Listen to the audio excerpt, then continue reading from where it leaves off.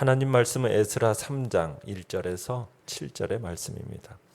에스라 3장 1절에서 7절입니다.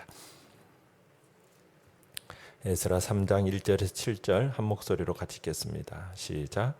이스라엘 자손이 각자의 성읍에 살았더니 일곱째 달에 이르러 일제히 예루살렘에 모인지라. 요사닥의 아들 예수아와 그의 형제 제사장들과 스알디엘의 아들 수룹바벨과 그의 형제들이 다 일어나 이스라엘 하나님의 제단을 만들고 하나님의 사람 모세의 율법에 기록한 대로 번제를 그 위에서 드리려 할세. 무리가 모든 나라 백성을 두려워하여 제단을 그 터에 세우고 그 위에서 아침 저녁으로 여호와께 번제를 드리며 기록된 규례대로 초막절을 지켜 번제를 매일 정수대로 날마다 드리고 그 후에는 항상 드리는 번제와 초하루와 여호와의 모든 거룩한 절기의 번제와 사람이 여호와께 기쁘게 드리는 예물을 드리되 일곱째 달 초하루부터 비로소 여호와께 번제를 드렸으나 그때 여호와의 성전 지대는 미쳐 놓지 못한지라. 이에 석수와 목수에게 돈을 주고 또 시돈 사람과 두로 사람에게 먹을 것과 마실 것과 기름을 주고 바사왕 고레스의 명령대로 백향목을 레바논에서 욥바 해변까지 운송하게 하였더라. 아멘. 오늘 말씀의 제목은 예배드림이 기쁨입니다 라는 제목으로 말씀을 나눕니다.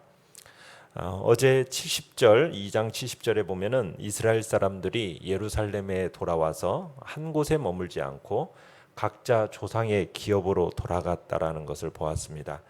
각자 조상의 살던 마을에 정착하게 된 해에 7월에 일곱째 달에 3장 1절에 보면 예루살렘에 다시 모이게 됩니다. 일제히라는 표현을 통해서 다 함께 예루살렘에 모였는데 언제 모였다고 되어 있습니까? 일곱째 달이라는 표현이 일곱째 달에 모였다고 되어 있어요. 이 일곱째 달은 특별한 달입니다. 유대인들에게는 우리가 쓰는 달력만 있는 게 아니라 자기들이 쓰는 종교적인 달력이 있습니다. 유대인들에게 있어서 이 일곱째 달은 종교적인 의미에 의해서 첫 번째 달입니다. 그래서 일곱 번째 달 1일은 새해를 맞이하는 나팔절입니다. 그러니까 나팔을 불어서 새로운 해의 출발을 알리는 거죠. 그리고 10일, 그러니까 7월 10일은 집에 있는 모든 누룩을 제거하고 죄를 고백하고 죄를 용서받는 대속죄일이 있습니다. 그리고 7월 15일부터 21일까지 일주일 동안 초막절이 있습니다. 그러니까 이 일곱째 달에는 아주 굵직굵직한 절기들이 한꺼번에 다 모여 있는 거죠. 그 일곱 번째 달에게는 유대인들에게 있어서 굉장히 경건한 달로 여겨진 겁니다. 자, 내용 관찰 문제 1번을 보시면 이스라엘 자손들이 귀환한 지 일곱째 달에 이르렀을 때 행한 일은 무엇입니까? 4절을 먼저 보시면은 기록된 규례대로 뭘 지켰다고 얘기합니까? 초막절을 지켰다 이렇게 되어 있어요. 초막절.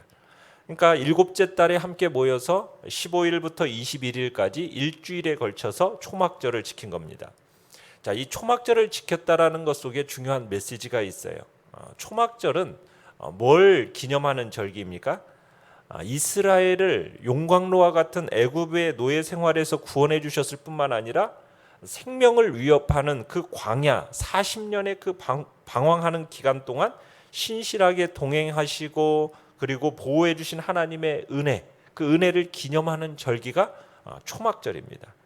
그러니까 하나님의 구원과 보호하신 하나님의 은혜, 이것만을 전적으로 의지하며 살아야 한다는 사실을 기념하는 절기, 그 절기가 초막절인 거죠. 그래서 이 귀향민들이 처음으로 지키기 시작한 절기가 바로 초막절인 이유가 우연이 아니죠. 왜냐하면 이 속에는 무엇을 말해주는 것이 있느냐면 이들을 바벨론 포로 생활에서 구원해 주시고 또 바벨론에서 이 예루살렘까지는 1500km가 넘는 거리입니다. 그러니 그 거리를 걸어서 오는 이 수개월에 걸친 귀향 여정 동안에 하나님이 함께 동행하시고 보호하시는 그 하나님의 은혜에 대한 감사를 이 초막절에 담아서 드리고 있는 것입니다. 그러니까 하나님의 은혜를 의지하면서 평생 살아갈 헌신을 다짐했던 것이 바로 그런 마음으로 지금 초막절을 지키고 있는 거죠. 그리고는 이들이 지금 하고 있는 일은 건물 짓는 것보다 더 중요한 일이 있다라는 것을 보여주고 있어요. 그것이 뭐냐면 2절에 2절을 보시면 요사닥의 아들 예수아와 그의 형제 제사장들과 스알델의 아들 스룹바벨과 그의 형제들이 다 일어나 이스라엘 하나님의 제단을 만들고 하나님의 사람 모세 율법에 기록한 대로 번제를 그 위에서 드리려 할세. 자, 무엇을 지금 성전 건물을 올리기 전에 지금 무엇을 먼저 하고 있습니까? 제단을 먼저 짓고 있습니다. 그리고 그 제단 위에서 번제를 드리기를 원하고 있는 거죠. 그러니까 번제 드리기를 원하면서 제단을 먼저 세우는 겁니다. 이스라엘 백성들이 바벨론 70년의 이 포로 생활을 마치고 돌아오면서 깨달음이 있었던 거예요. 그건 뭐냐면 예배를 드리기 위한 장소도 너무 중요하지만 장소를 세우기 전에 무엇을 먼저 해야 한다고 생각한 겁니까? 제사를 먼저 드려야 된다라는 생각을 한 거예요. 그러니까 장소를 장소되게 하는 핵심은 제사라는 거죠. 그러니까 제사라는 게 뭡니까? 제사라는 것은 죄지은 죄인들이 죄 중에 망하지 않도록 하나님이 용서하시고 사랑을 베풀어 주시는 특별한 은총의 도구, 그게 바로 제사입니다. 이스라엘 백성들은 하나님을 만나는 공간인 성전을 짓기 전에 먼저 무엇을 짓고 있는 거예요? 죄인들이 하나님을 만날 수 있도록 부르시는 제단을 먼저 만들고 있다는 얘기입니다.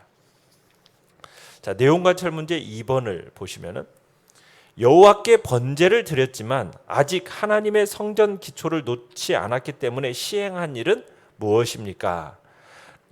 자, 6절 7절로 가서 보시면은 귀향민들이 옛 제단이 서 있는 곳에 이제 새 제단을 세우고 예배를 시작했어요. 그렇지만 성전 재건 공사는 이때까지 시작을 못했습니다.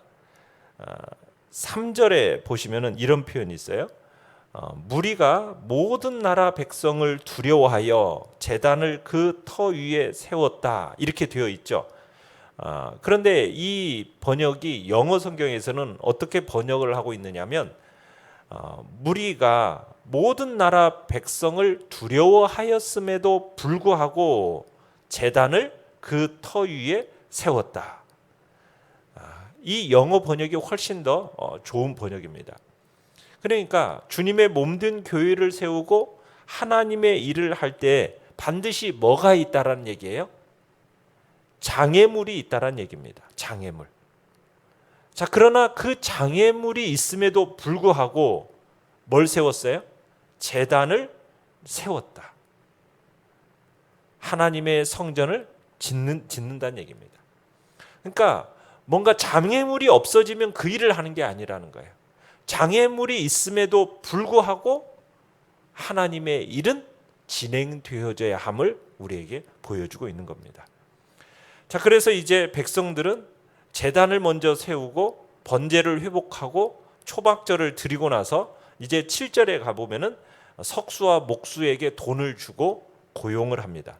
기술자를 고용해서 이제 본격적으로 성전을 세우는 거죠. 그리고 시돈 사람과 두로 사람에게는 먹을 것과 마실 것과 기름을 주면서 백향목을 레바논에서부터 욥바 해변까지 운송하게 합니다. 그러니까 일꾼을 세우고 기술자들을 고용하고 재료를 구입해내는 거죠. 자, 이 장면은요, 귀향민들이 이 솔로몬이 첫 성전을 건축할 때 그 과정을 그대로 답습하고 있습니다. 그러니까 어쨌든 이번 성전도 최대한 처음 것처럼 만들어 보겠다라는 그런 의지가 지금 들어있다는, 다분하다는 것을 우리가 볼 수 있는 거죠. 자, 연구와 묵상 문제 3번입니다. 하나님의 성전이 재건되지 않았음에도 불구하고 이스라엘 백성들이 여호와의 모든 거룩한 절기를 지킨 이유는 무엇입니까? 자, 이스라엘이 허물어진 성전뜰에 서 있는 이 초라한 제단에서 이제 10수년 동안 예배를 드리게 됩니다. 이렇게 예배를 먼저 드리게 되었다라는 이 사실 앞에서 이 이스라엘 백성들은 신앙생활에 있어서 무엇이 중요한지를 새삼 깨닫게 되었음을 의미하는 거예요. 이스라엘 백성들이요, 70년의 포로 생활을 마치고 나서 돌아오면서 깨달은 게 있었던 거예요. 그게 뭐냐면, 예배를 드리기 위한 장소도 너무너무 중요하겠지만 장소를 세우기 전에 무엇을 먼저 해야 한다고 생각한 겁니까? 장소를 장소되게 하는 핵심으로서의 제사입니다. 이스라엘은 포로로 끌려가기 전에는 지나치게 성전 중심의 생활을 했었어요. 성전 중심의 신앙생활을 했었습니다. 심지어는 성전이 그들의 삶에 있어서 일종의 부적이 되었어요. 그래서 어떤 죄를 지어도 그냥 성전에 와서 헌물을 드리고 예배를만 드리면 모든 문제가 해결되는 줄로 믿었다는 얘기입니다. 그러나 성전이라는 것은 하나님의 임재를 기념하는 곳이지 하나님을 대체할 수 있는 곳은 아니거든요. 너무 지나치게 그들은 성전을 집착한 거죠. 여호와를 의지한 것이 아니라 성전을 의지했던 겁니다. 그러나 지금 그렇게 성전을 정말 소중하게 여기고 어떻게 보면 그 성전이 영적인 만병통치약인 것처럼 생각했던 성전이 어떻게 되어버렸습니까? 폐허가 되어버린 거예요. 그 폐허 더미로 남아있는 그 상태 속에서 이들은 무엇을 하고 있는 거예요? 제사를 드리고 있는 겁니다. 하나님께 예배를 드리고 있는 겁니다. 그러니까 이 귀향민들은 좀 늦은 감이 없지 않아 있겠지만 뭐가 더 중요하다라는 것을 알고 있는 겁니까? 건물이 아니라 하나님과의 관계를 유지하는 것이 더 중요하다라는 것을 마음속에 깨닫고 있었던 거죠. 알고 있었던 거죠. 그러니까 성전이라는 것은 어떻게 보면 그들에게 있어서 그 전보다도 더 중요하거나 신비롭다 그렇게 생각하지 않았다라는 것을 깨달은 겁니다.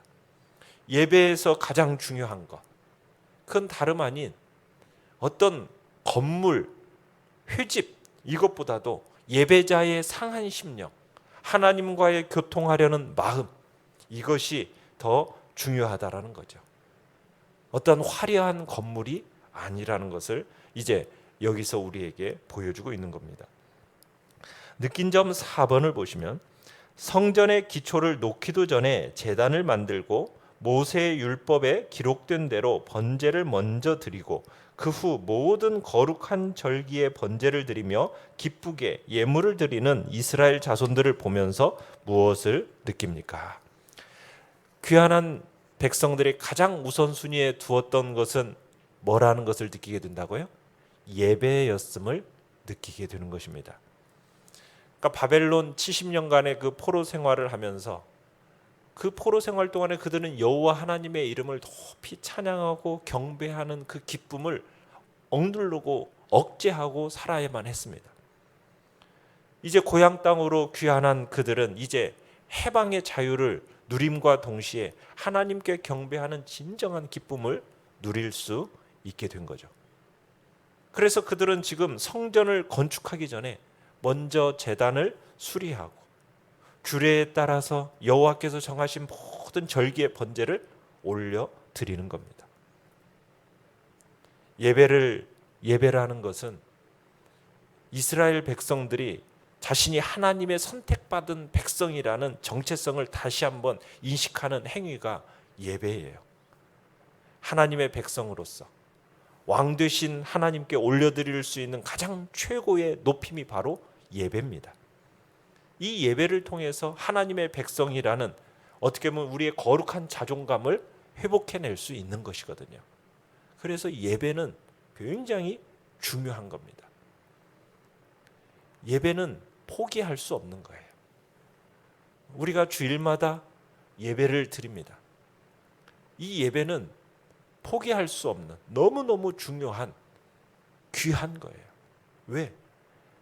내가 하나님의 백성이라는, 내가 선택받은 하나님의 백성이라는 정체성을 내가 인식할 수 있는 행위는 예배에서 나타나기 때문인 겁니다. 하나님이 왕이시고 정말 그분께 올려드릴 수 있는 가장 최고의 높임은 예배라면 이 예배를 우리가 생명 걸고 드려야 된다는 거예요. 그래서 오늘날 이 코로나 시대 속에서 어떤 교회에서 예배를 대면하는 이 예배를 포기할 수 없다고 막 말하는 이유 중에 하나는 바로 예배에 대한 인식의 차이가 있기 때문입니다. 우리는 온전하게 하나님 앞에 예배드려지는 그 날을 우리는 기대하면서 우리는 예배를 절대로 가볍게 여기지 말고 소중하게 지켜내야 됩니다. 대면으로 예배드리지 못하고 집에서 온라인으로 예배드리는 예배, 이게 잘못하면 어느 순간 1년 동안 길어지다 보니 그냥 쉽게 그냥 형식적으로 그냥 그것을 보면서 예전적으로만 드리면 되는 것처럼 잘못하면 생각하는 그런 경향들이 이제 우리의 마음속에 많이 들어오고 있어요. 마음의 중심이 하나님께 드려져야 되는데 어느 순간 그 마음의 중심이 흐트러져 가고 있다는 얘기입니다. 하나님은 무엇을 원하시겠습니까? 다른 어떤 것보다도 마음입니다. 그 중심을 원하십니다. 인격의 중심을 원하시는 거예요. 하나님이 우리에게 정말 원하는 것은 물론 예배 시간을 준수하는 것도 중요합니다. 규칙적으로 예전에 참여하는 것도 중요합니다. 그러나 그 무엇보다도 인격과 우리의 됨됨이의 핵심인 그 마음이 하나님께 드려져야 되는 것이죠. 예배를 부지런히 와서 드리는 것도 중요하겠지만 마음이 담긴 예배를 드리는 것이 핵심이라는 얘기입니다. 온라인으로 드려지는 그 예배 속에서 지금 하나님이 무엇을 보고 계시냐는 거예요. 어느 순간 사람들이 그러잖아요. 예배를 드림에 있어서 옷이 그냥 편안한 복장으로 그냥 화면을 보고 있다라는 거예요. 무엇의 태도가 바뀌어지는 겁니까? 마음이 벌써 흐트러져 버리고 있다는 얘기예요. 하나님께서 우리에게 기대하시는 마음은 어떤 마음이겠습니까? 첫 번째는 깨어지고 상한 마음이에요. 자격 없는 자인데, 죄인인데, 허물투성이인데 그런 자를 하나님께서 참으로 나 같은 존재를 받아주신다 하면서 우리는 하나님 앞에 허물진 그 깨어진 상한 심령을 가지고 나아가는 것 중요합니다. 두 번째는 하나님을 사랑하는 마음입니다. 그분을 사모하는 마음입니다. 하나님과의 사귐을 즐거워하는 마음, 이 마음이 담겨진 예배를 하나님은 원하시는 거죠. 우리의 마음이 담긴 그 참사랑과 사모함이 담긴 예배, 그걸 원하시는 거예요. 오늘 지금 이 이스라엘 백성들은 하나님과의 관계가 생명인 줄 알고 그 관계를 연결시키는 그 마음을 드린 예배, 하나님 앞에 먼저 드리고 있는 것입니다. 이 코로나 시대 속에서 우리가 주님 앞에 참으로 어떠한 예배가 드려지고 있는지를 다시 한번 확인하는 그런 시간이 되시길 바랍니다. 결단과 적용 5번입니다. 현재 내 삶의 우선순위는 무엇입니까? 예배의 기쁨이 회복되기 위해서 나에게 필요한 변화는 무엇입니까? 주님 앞에서 정말 내가 예배를 최우선순위를 두고 살아가고 있는지, 그만큼 생명 걸고 살아가고 있는지, 그리고 그 기쁨의 회복을 위해서 나는 어떠한 마음의 자세로 하나님 앞에 나아가고 있는지를 다시 한번 돌아보시길 바랍니다. 오늘의 기도 같이 읽겠습니다. 시작. 예배자로 부르신 하나님을 찬양하며 예배를 드리며 살아감이 가장 큰 기쁨이 되게 하소서. 아멘. 말씀을 생각하면서 기도하시고요. 연약한 우리의 지체들을 위해서 기도해 주시며 주님 앞에 또 온전한 예배가 회복되어질 수 있도록